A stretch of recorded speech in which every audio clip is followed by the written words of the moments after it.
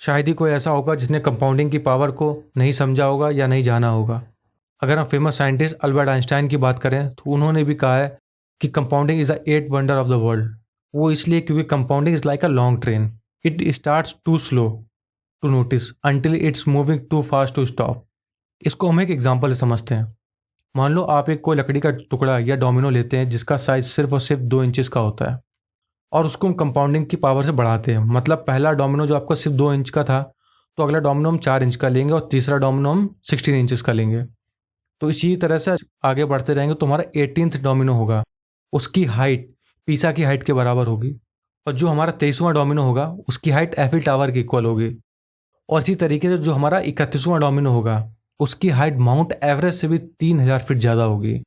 और जो 57th domino होगा उसकी हाइट ऑलमोस्ट अर्थ से मून के बीच की डिस्टेंस होगी। तो आप इमेजिन कर सकते हो ये वही डोमिनो है जिसका पहला साइज सिर्फ और सिर्फ 2 इंचेस का था, और 57th में जब वो पहुंचा तो उसकी हाइट अर्थ से मून के बीच की दूरी थी।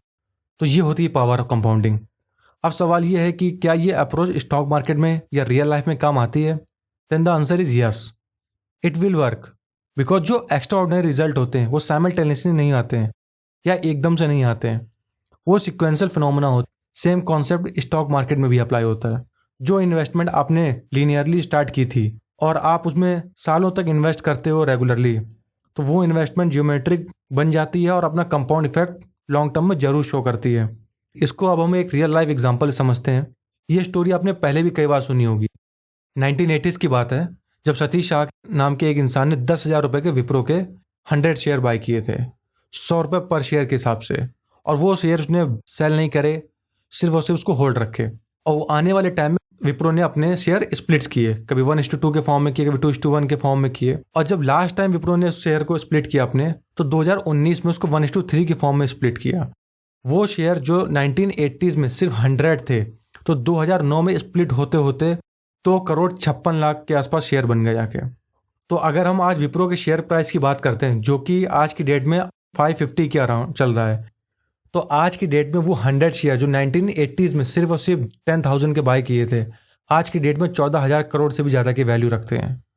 और अगर हम डिविडेंड की बात करें तो एक शेयर पे 1 रुपये का डिविडेंड मिलता है, तो लास्ट ईयर 2,56,00,000 शेयर पे 2,56,00,000 रुपये का डिविडेंड मिलता है, जो कि 41% के सीजीआर से सिर्फ और सिर्फ ग्रो हुआ है। हाँ, ये बात है कि ये 1 इन अ मिलियन चांस है, लेकिन अगर हम 41% के सीजीआर रेट से ग्रो नहीं कर सकते तो एटलीस्ट 15 to 16% सीजीआर से ग्रो कर ही सकते हैं, जो कि stock market on an average देता ही है। तो अब हम ये देखते हैं कि अगर हम स्टॉक मार्केट में सिर्फ 15% का रिटर्न मिलता है तो हमारे पास कितना पैसा होगा। अगर हम इनिशियल इन्वेस्टमेंट 2 लाख रुपए की रखते हैं और सिर्फ 15% इंटरेस्ट रेट मिलता है, तो हमारे पास कितना पैसा बनेगा, इसको हम एक एग्जाम्पल समझते हैं। मान लो आपने जो फर्स्ट ईयर इन्वेस्टमेंट की थी 2 लाख रुपए की, जो 15% रिटर्न से ग्रो करता है, तो पहले साल जो आपको रिटर्न मिलेगा, इंटरेस्ट मिलेगा, वो आपका 30,000 का होगा, और टोटल अमाउंट जो आपका बनेगा वो 2,30,000 रुपये बनेगा। इस 2,30,000 रुपये को हमें कहीं भी खर्च नहीं करने, कोई फालतू की सामान, चीज़, मोबाइल, गाड़ी कुछ नहीं खरीदना है, हमें इसको वापस से ही इन्वेस्ट कर देना है। तो इनिशियल अमाउंट जो पहले साल आपका 2 लाख का था, वो अब आपका 2,30,000 रुपये का हो जाएगा, और हमारे पास इंटरेस्ट जो हमको मिल रहा है वो अभी भी 15% ही रहेगा। तो सेकेंड ईयर में जो आपको रिटर्न मिलेगा वो 64,500 रुपये का मिलेगा। तो अब आपके पास टोटल अमाउंट जो बन जाता है वो 2,64,500 बनता है। तो अब इस 2,64,500 रुपये को हम वापस से इन्वेस्ट करते हैं थर्ड ईयर, और हमको जो रिटर्न मिलता है वो 1,04,175 रुपये मिलता है। अब इसी तरीके से चलते जाते हैं। अब हम टाइम फ्रेम में, बड़े टाइम फ्रेम में इसको देखते हैं। मान लो इसी तरीके से हम करते रहते हैं और 30 साल बाद हमें कितना रिटर्न मिलेगा। तो 15% के हिसाब से 30 साल बाद 2 लाख रुपए जो हमने इनिशियली इन्वेस्ट किए थे वो हमको 1,32,00,000 के अराउंड हमको रिटर्न देते हैं। ये होती है पावर ऑफ कंपाउंडिंग। इसको और अच्छे से समझने के लिए हम एक चार्ट देखते हैं। ये जो आप चार्ट देख रहे हो, इसमें जो ग्रीन कलर का पार्ट है वो आपका रिटर्न शो कर रहा है, और जो ब्लू कलर का पार्ट है वो आपकी इनिशियल अमाउंट जो आपने इन्वेस्ट करी थी। तो आप खुद देख सकते हो 30 साल में जो आपकी इन्वेस्टमेंट अमाउंट है ब्लू कलर में जो शो कर रहा है वो कितना कम, और आपका रिटर्न जो मिल रहा है वो उसके कंपैरिजन में कितना ज़्यादा है। तो यही होता है जब हम लंबे समय के लिए किसी भी चीज़ पे इन्वेस्ट करते हैं। तो अगर आप 20 साल की एज में 2 लाख रुपए स्टॉक मार्केट में इन्वेस्ट करते हो और 30 साल के लिए होल्ड करते हो, उसको नहीं निकालते हो, तो 50 साल की एज में जब आप रिटायर हो गए तो आप एक करोड़पति हो गए। कंपाउंडिंग की पावर को समझने के लिए अब हम एक रियल लाइफ एग्जांपल लेते हैं। इस बार हम टाइम फ्रेम थोड़ा और बड़ा रखते हैं, और वो इसलिए कि हम कंपाउंडिंग की पावर को एक बड़े टाइम फ्रेम में समझ के उसका इफेक्ट देखना चाहते हैं। मान लो आप पेरेंट्स बनते हो और आपको बेबी हुआ है, तो उसके पैदा होने पर आप 2 लाख रुपए की इन्वेस्टमेंट कर दीजिए। अब इसको हम 2 कंडीशन में देखते हैं। एक कंडीशन जो सिंपल इंटरेस्ट की होगी, दूसरी कंडीशन जो कंपाउंड इंटरेस्ट की होगी। पहले हम सिंपल इंटरेस्ट में देखते हैं। मान लो आपको इनिशियल अमाउंट 2 लाख रुपए है और आपको जो ईयर ऑन ईयर रिटर्न मिलने वाला है वो 15% का मिलेगा, और टाइम फ्रेम हम 60 साल का लेते हैं। 60 साल का इसलिए लेते हैं, आपने जब इन्वेस्ट किया था अपने बच्चे पे पैदा होने पर, ये सोच के किया था ये पैसा वो तब निकालेगा जब वो रिटायर होगा। आपने अपने रिटायरमेंट नहीं, अपने अपने बच्चे का रिटायरमेंट प्लान किया।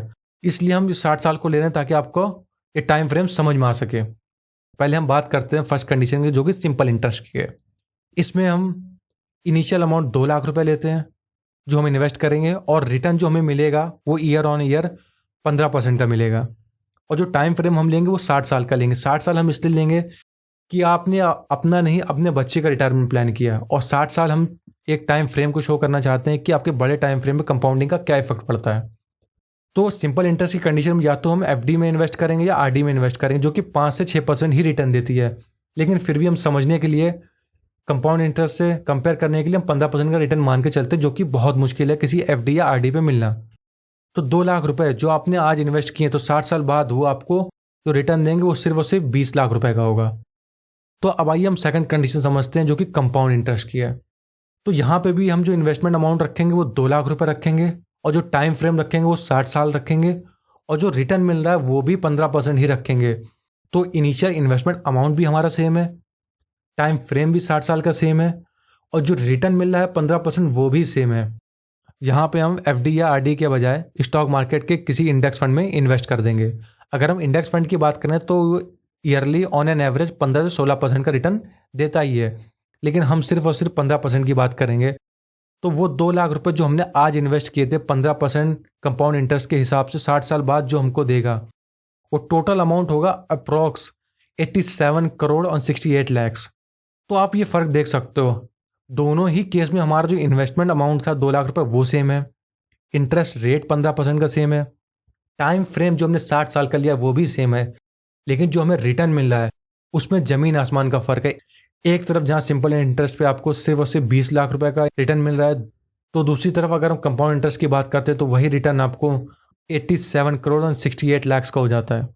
दोनों ही कंडीशन में ईयर इन्वेस्टेड सेम है, आरओआई भी सेम है, और यहाँ तक कि इनिशियल अमाउंट भी सेम है, लेकिन जो रिटर्न मिला है उसमें बहुत ही मेजर डिफरेंस है। ये होती है पावर ऑफ कंपाउंडिंग। तो सबसे इंपॉर्टेंट चीज यहां समझने वाली यही है कि टाइम, तो स्टॉक मार्केट हो या रियल लाइफ, कंपाउंडिंग तभी काम करती है जब आप उसे टाइम दोगे। सो द मोस्ट इंपॉर्टेंट की इज टाइम।